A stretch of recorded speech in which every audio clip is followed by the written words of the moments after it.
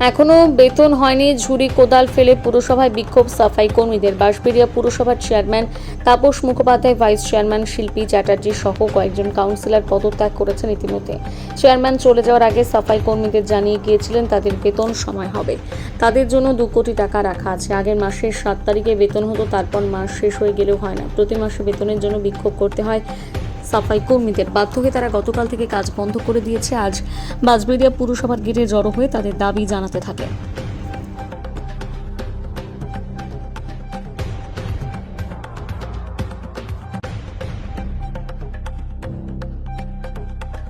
সমস্যা আজকে কি আন্দোলন? মাইনে করি হচ্ছে না বলে এই জন্য আন্দোলন করছি আমরা। আমাদের মাইনে আগে দিত 7 তারিখ, 7 তারিখের জায়গায় 10 তারিখ, 10 তারিখের জায়গায় 12 তারিখ, 12 তারিখের জায়গায় 16 তারিখ, 16 তারিখের জায়গায় 22 তারিখ, 23 তারিখ করে দিচ্ছে। আমরা মাইনে কিন্তু পাচ্ছি না। আগের চেয়ারম্যান ছিল, ও ছেড়ে উড়ে চলে গেল। নতুন যে চেয়ারম্যান আসলো উনি বললো কি আমি 2 কোটি টাকা আর লেবারদের মাইনা আমি রেখে গেছি। তো কই আমাদের মাইনে হচ্ছে কোথায়? হ্যাঁ, চেয়ারম্যান তো বলছিল মাইনা রেখে গেছে আপনাদের। ওই মাইনাটা গেল কোথায়? তাহলে টাকাটা গেল কোথায়? আপনারা এখনো পাননি? না, আমরা এই জন্য ধর্মঘট করছি। আর যতদিন আমাদের মাইনে না হবে ততদিন আমাদের ধর্মঘট চলতে থাকে। কাজ কি এখন কোনো কাজ হচ্ছে না? কোনো কাজ হচ্ছে না। আমরাও করবো না, কাউকে করতে দেবো না। সোমবার থেকে কাজ বন্ধ করেছি, ঠিক আছে? আমরা সোমবার থেকে কাজ বন্ধ করেছি, আজকে মঙ্গলবার। এখন যতদিন মাইনা আমাদের না দেবে ততদিন এরকমই চলবে। তাহলে এই মাইনা নিয়ে আপনারা কোথায় দাবি করেছেন? এখানে পৌরসভা কাউকে দাবি করেছেন? কাকে করেছেন? এপো সাহেবকে, বড়বাবুকে, ইও সাহেবকে, সবাইকে দাবি করেছি। তারা কি আশ্বাসন দিল? হ্যাঁ, ওরা বললো কি আমরা আমাদের হাতে কিছু নেই, আমরা কিছু করতে পারবো না। এই চেয়ারম্যান কিছু রেখে যায়। আমরা বললাম কি কিছু রেখে যায়নি বললে হবে? উনি তো বলেছে 2 কোটি টাকা রেখে গেছি, লেবারদের মাইনা রেখে গেছি। তো কই মাইনাটা কোথায়? টাকাটা গেল কোথায়? এই জন্য আমরা আন্দোলন। ওর বাদ দিয়ে তো অনেক কাউন্সিলর আছে, তাদেরকে জানিয়েছেন নাকি? না, ওদেরকে কেন জানাতে যাবো আমরা কাউন্সিলরের বাড়িতে কেন যাবো? কাউন্সিলরের বাড়িতে অফিস যাবে, আমরা যাবো না। তো আমরা এখানে ডিউটি করে আমরা এখানে ধর্মঘট করবো, কারো বাড়ি ঘর যাবো না। কারণ এখন পুরো 22 ওয়ার্ডে কাজ হচ্ছে না। হ্যাঁ, কোথাও কোনো ওয়ার্ডে কাজ হচ্ছে না। 1 থেকে 22 অব্দি কাজ বন্ধ। আপনার নাম? আমার নাম বাবলু হরিজন। কজন শ্রমিক আপনারা? আমরা 800 শ্রমিক। কি দাবি নিয়ে আজকে আন্দোলন? সমস্যাটা বলো। আজকে আমাদের প্রথম দাবি হচ্ছে আমাদের সময় মতো বেতন দেওয়া। কারণ আমাদের আগামী দিনে বিগত দিনে আমাদের মাইনে দেওয়া হতো 7 তারিখ, তারপর 10 তারিখ, তারপর সেটা 15, 18 থেকে এখন 29 তারিখ পর্যন্ত পৌঁছে গেছে, তাও আমরা মাইনা পাই না।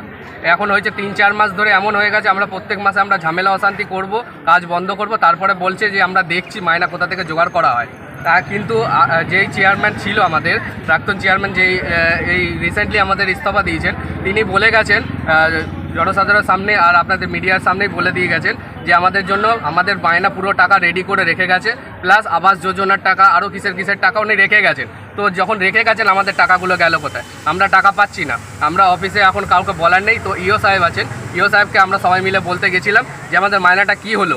যখন বলতে গেছি তখন বলছেন যে আমরা চেষ্টা করে দেখছি তোমাদের মাইনাটা কোথা থেকে জোগাড় করা যায়। তো আমরা বললাম যে আমাদের মাইনা তো রেখে দেওয়া হয়েছে।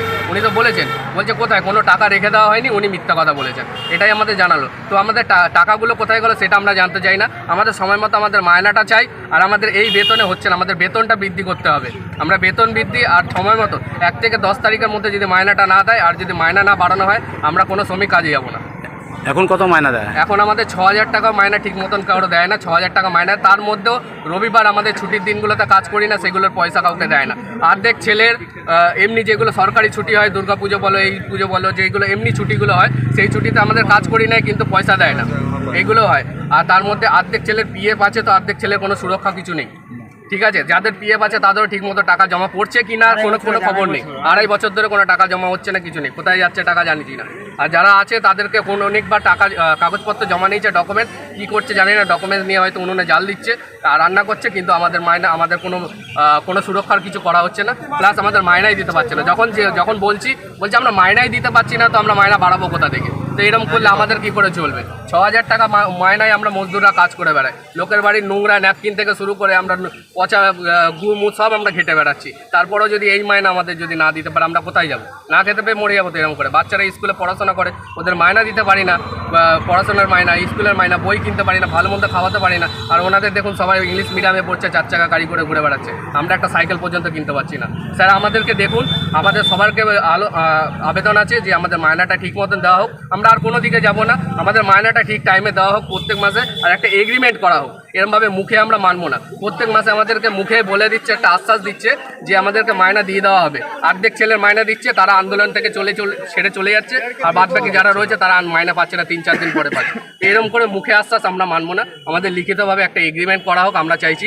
আর তাতে ওনাদেরও সুবিধা আমাদেরও সুবিধা, একটা ডেট করুক যে এই ডেটের মধ্যেই মায়না দিবে। তার আগে আপনি যেদিন খুশি দিন, কিন্তু তারপরে যাতে না হয় দাদা। আমরাও কিন্তু দোকানে মুদিখানা ডেট দিই, লোন স্যারকে, এখন প্রত্যেক বাড়িতে লোনের স্যারকে ডেট দিতে হয়, এই দিন আসুন ওই দিন আসুন। তো আমরাও এখন চিটিংবাজি হয়ে যাচ্ছি সব জায়গায়। তো সেই হিসাবটা দেখুন, আর আমাদের মায়নাটা বাড়ায় একটুখানি দয়া করে। বিজেপি বিধায়কদের প্রতিনিধি এখানে আছে কি না? না, প্রতিনিধি এখানে এসেছিল, প্রতিনিধি এখানে কেউ নেই এখনো পর্যন্ত। তো এমএলএ সাহেব আগের মাসে যখন আমরা আন্দোলন করেছিলাম তখন এমএলএ স্যার এসেছিলেন, উনি আশ্বাস দিয়েছে 18 তারিখে মায়না হয়ে যাবে, কিন্তু সেদিনও হয়নি। তারপরে আর কোনো আমাদের সাথে কথা হয়নি, আমাদের সাথে বলা হয়েছিল বসবে, কিন্তু আমাদের সাথে আলোচনায় কেউ বসেনি আজ পর্যন্ত। তো আমরা কোনো নেতাকে, আমরা কোনো ঝান্ডা ধরছি না, আমরা কোনো পার্টির দিকে যাচ্ছি না, আমরা আমাদের পেটের জন্য লড়ছি। তো সবাই আমরা এক হয়ে আজকে আমাদের মায়না বাড়ানো আর আমাদের মায়না সময় মতো দেওয়ার জন্য আমরা আন্দোলন করেছি। তো যতদিন না মায়না বাড়বে কিংবা মায়না আমরা পাবো হাতে একটা ঠিক টাইম মতো লিখিতভাবে, আমরা কেউ কাজ করবো। এখন তো বিধায়ক নতুন এসেছেন, তার কাছে সমস্যা জানানো উচিত, আপনি কি জানিয়েছেন? আমরা জানিয়েছি, আমরা ওনাকে চিঠি করা হয়েছে।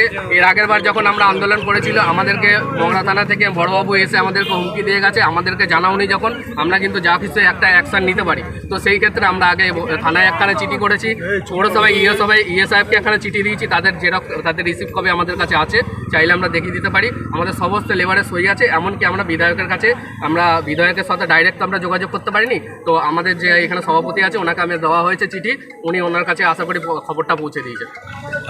বলছি তোমার থেকে কাজ বন্ধ, আমাদের সোমবার থেকে কাজ বন্ধ আছে। তো ওরা বলার পরে ইও সাহেবকে যখন আমরা বলেছিলাম অফিসে গিয়ে, আমাদের বলেছিল ঠিক আছে আমরা সোমবারে দেখছি।